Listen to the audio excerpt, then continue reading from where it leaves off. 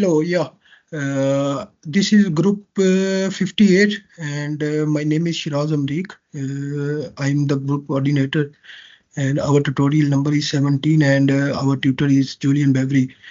So today we are here to present our case study research on the impact of Ukraine-Russia war conflict in supermarket supply chain and its challenges, strategies, and long-term resilience. So we'll talk this about this in next 20 minutes. So this is the introduction. So I'm going forward for the introduction. Ukraine and Russia conflict was escalated into a large-scale war in February 2022.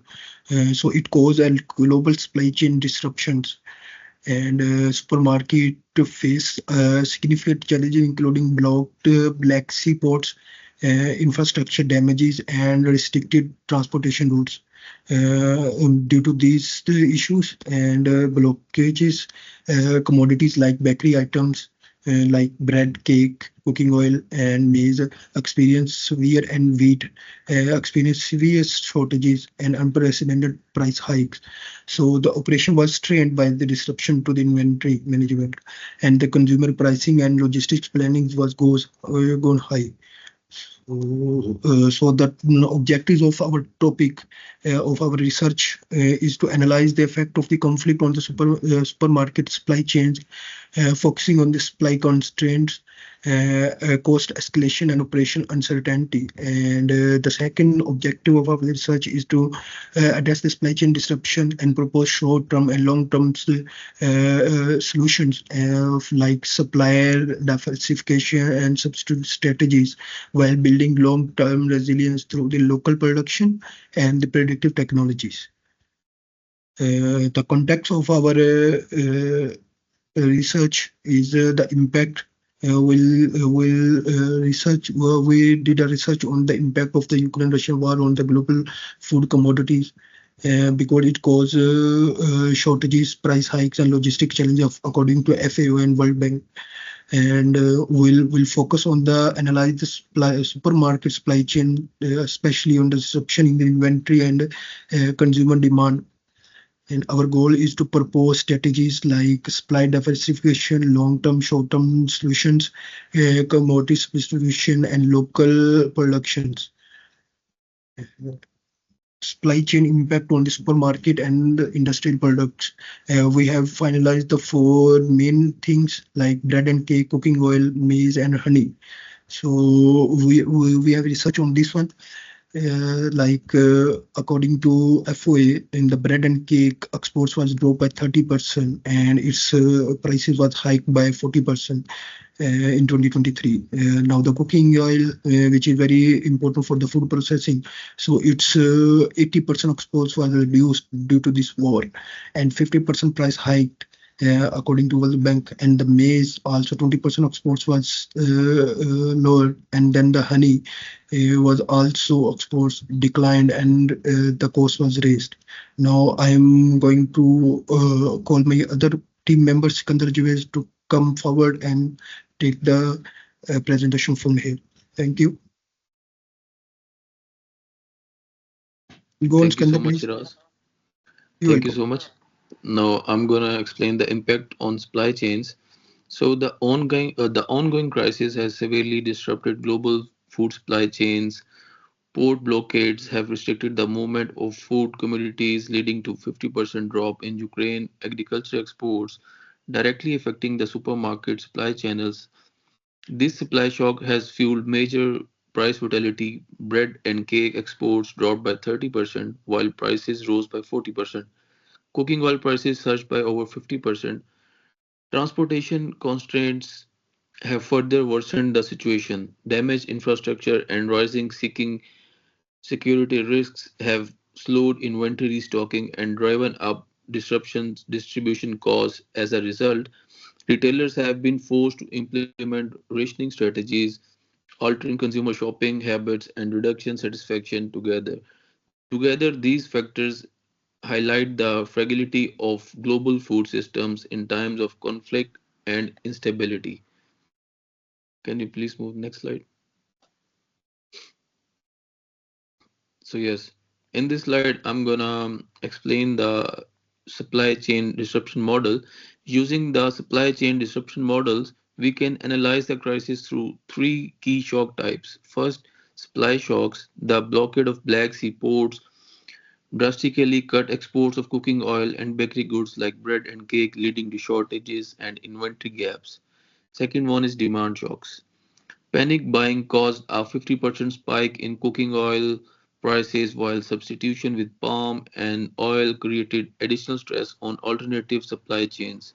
Third one is operational shocks. Damaged infrastructure disrupted logistics and undermined just in time systems, leading to empty shelves and rising operational costs. This framework reveals how interconnected shocks cascade across the supply chain, amplifying disruption and affecting both businesses and consumers. Next slide, please.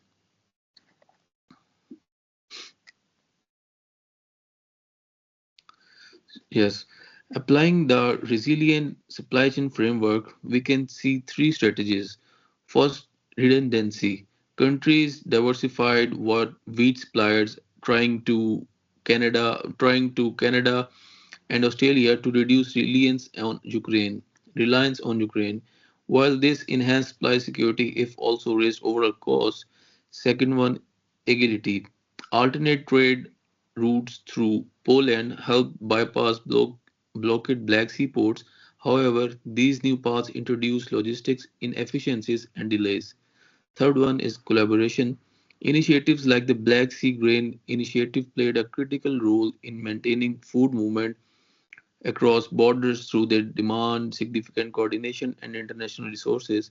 These strategies demonstrate the complex balancing act between resilience and efficiency in times of crisis. Next slide, please.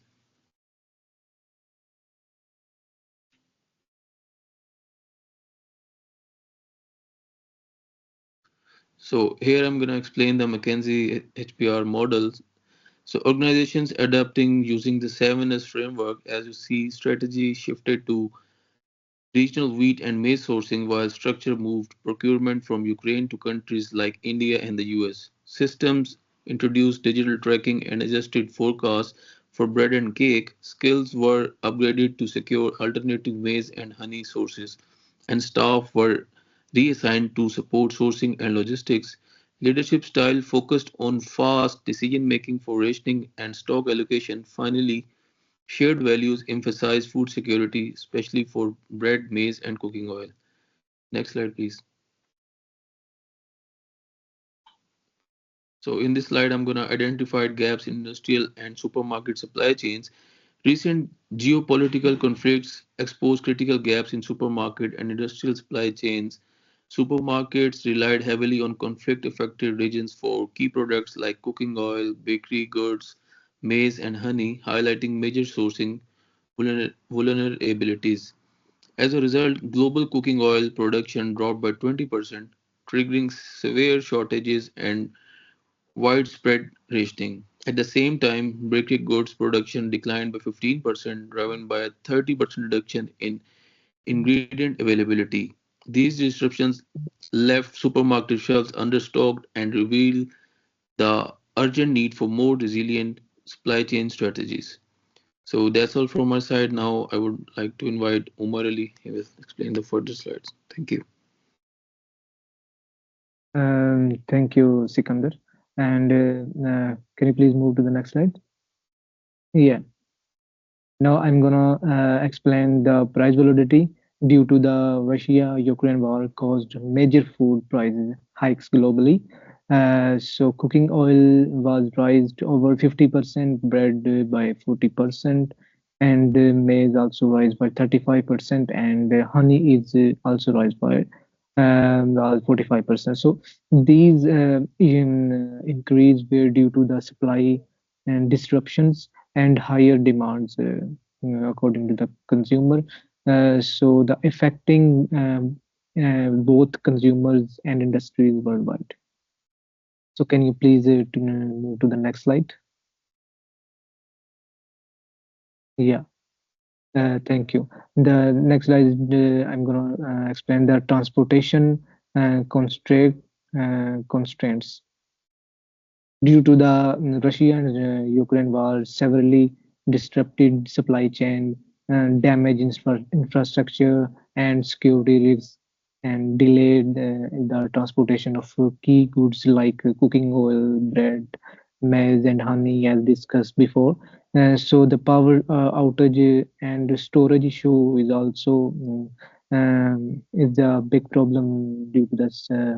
Russian-Ukraine war and transportation breakdown caused supply chain gaps and supermarket delays and rerouted supply, rerouted the shipping routes and border bureaucracy as well, and further increase cost and delivery times will be increased due to the war. And can you please move to the next slide?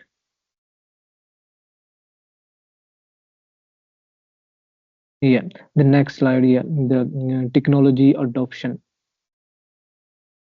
Limited technology adoption in supply chain issues during the war. Only 40% of supermarkets use predictive analytics, and less than 30% use blockchain, reducing efficiency and transparency. And reliance on outdated methods led to a slower decision, a higher cost, and longer shortage. Financial and expertise barrier also slow investment in digital tools. Can you please move to the next slide?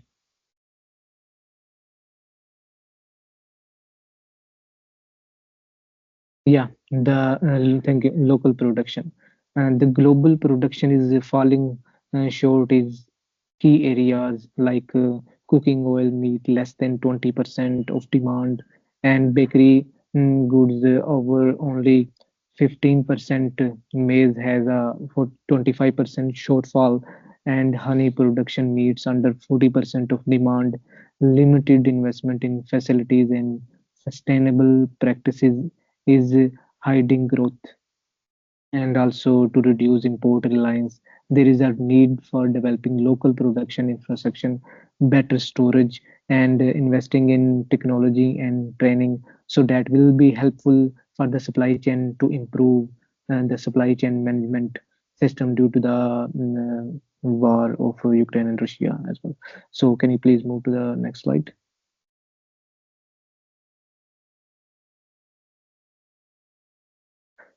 Yeah, thank you. Geographical risk management.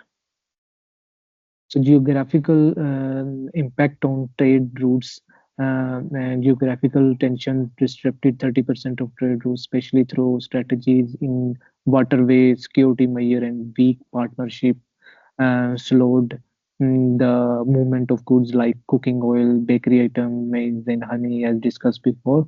So fragmented response, prolonged shortage and rise cost, strengthening trade agreements, regional impacts is also consider, and logistic infrastructure is essential to improve supply chain. That will be helpful for them to transport the goods from one place to another place, and also to improve supply chain resilience and reduce reliance on conflict zone.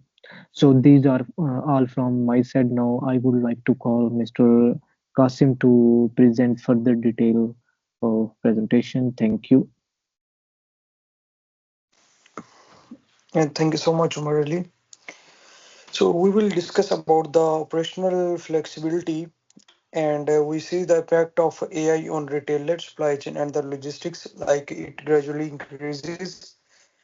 And this was the graph by the Deloitte in 2024 and the UN 23 recommendation.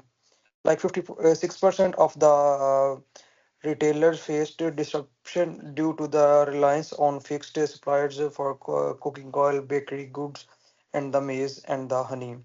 Supermarkets struggled with the logistics due to climate impact like extreme weather disrupting transport, export restrictions, and the tariff further complicated sources essential goods.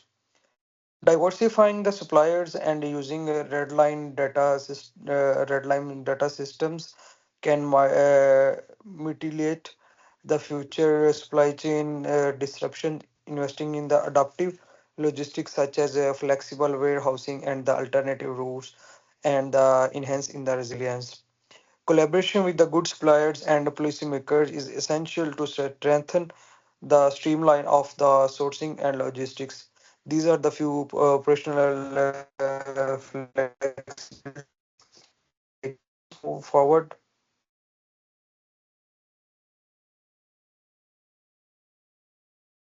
These are the few solutions for the supply chain resilience. Like the few are the short term and the few are the long term. In short term, the supermarkets and sourcing wheat from Canada and Australia. Through this rises the transport cost. They use the predictive analytics, blockchain, and IoT sensors to manage their inventory, to get the good insights for their inventory. And the Black Sea Grain Initiative has helped the trade, but risks the remain behind. But in the long term, as we see in the long term, there are the few recommendations by the Shafi in 2023: maintain the suppliers diversification and use the trade agreements to reduce the cost. If we have the good agreements, like we can bound our supplier to provide the goods, and invest in the IoT and blockchain for the forecasting and get good transparency about our inventory and the stock, and build a good stable trade partnership to address the geopolitical risk. This is said by the UN 23. And can you please move forward?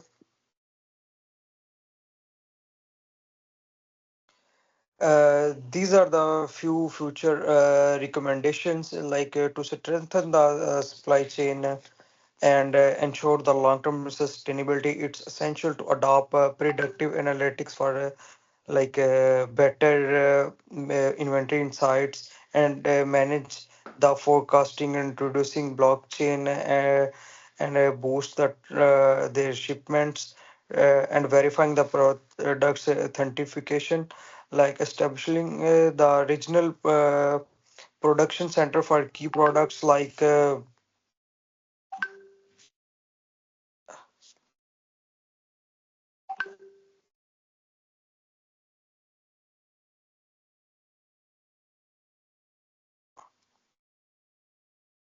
collaborate on a trade agreement to enhance the cross-border logistics and stabilize the supply chain, adopt a logistics system to mitigate. Can you please move forward?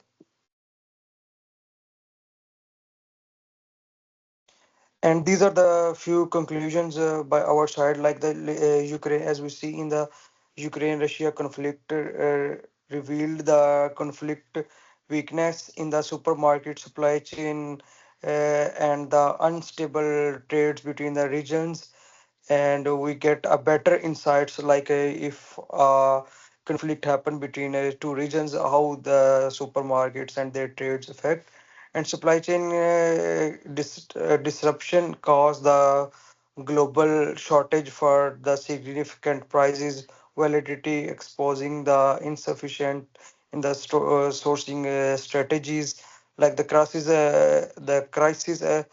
understate the need of the peoples if the like trade disrupted, and we have to good low goods in the market, and ultimately the uh, demand increases.